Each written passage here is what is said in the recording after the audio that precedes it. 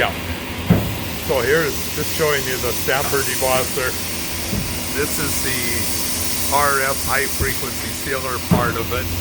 It's relatively simple. There's a jog button for moving the foil, and then we have a button when you alternate means you print it and then you heat seal it. Got the RF high frequency sealer on it. When we deboss it,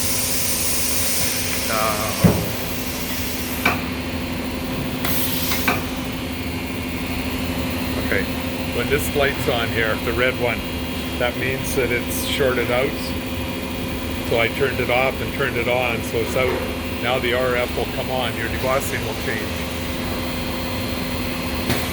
When we're running the PU material, when you deboss it, with the RF on, it does give you a better deboss.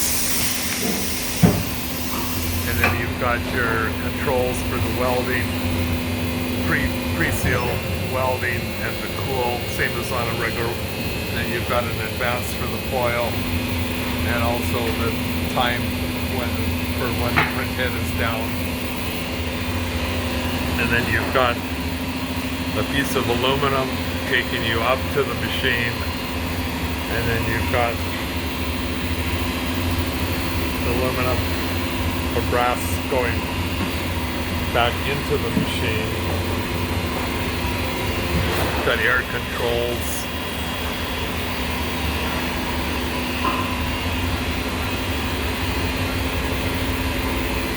So you've got the head and this aluminum bar.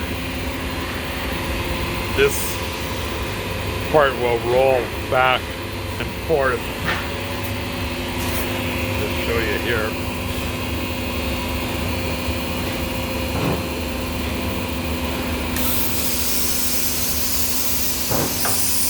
So when it's in the debossing stage, it's like this. When it's in the foil stamping stage, it's like that. And up at the top, there is a plate. There's this part here. The adjusting bar will come, this comes down, will hit on here.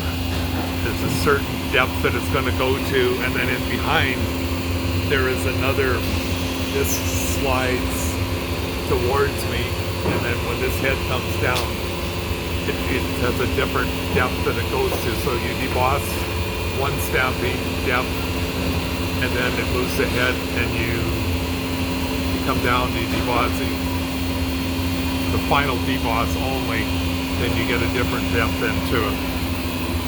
You have a control on the front of it for the heat control. That could be a little neater and tidier.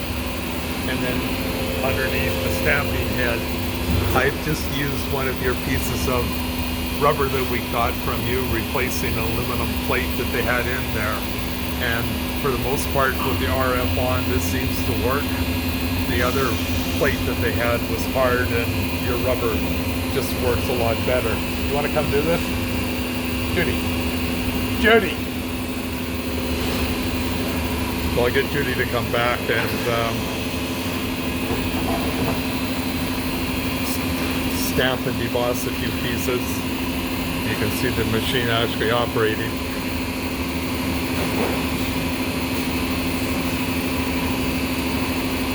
I'm not sure if the machine was actually produced in, made in Canada or made in Australia. The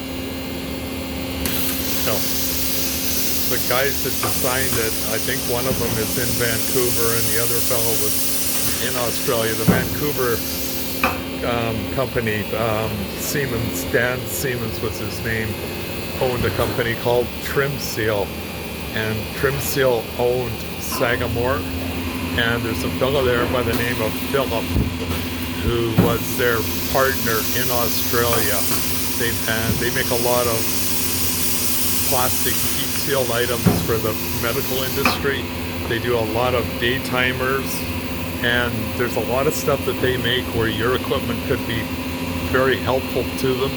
He had no idea, he'd never heard of you before, which I thought was strange because they do a pile of this sort of work. They also source a lot of goods out of China, so there's a chance that maybe Patrick might be able to help them with some of this stuff too. So you can see as she's doing this, oops, how it moves back and forth.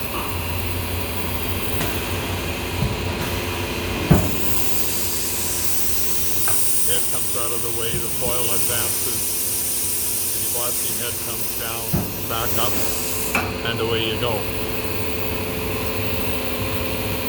And then I'll just show you the quality of the stamping. It's a little hard to represent. This will give you a better view of the whole machine. Steel frame with the cable on it. And then in the back, yeah, that's different.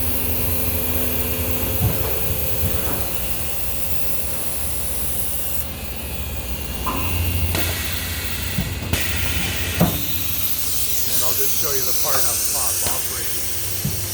So that's in the debossing stage. And then it moves back. And when that head comes down the second time, it's not going to come down as far for the foil stamping.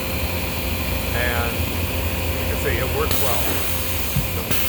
Like that. So I'm just going to go up front and I'll just show you the other machine that we got from them. It's a different size. I haven't got it running yet, but give you a little bit of an idea of what it's like.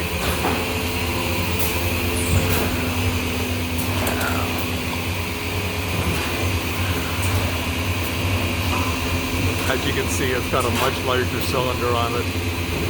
The debossing head isn't much different. But all in all, it's basically the same as the other one, just larger, and that's all. Like I say, I haven't got this one running yet. I'm struggling with the wiring a little bit.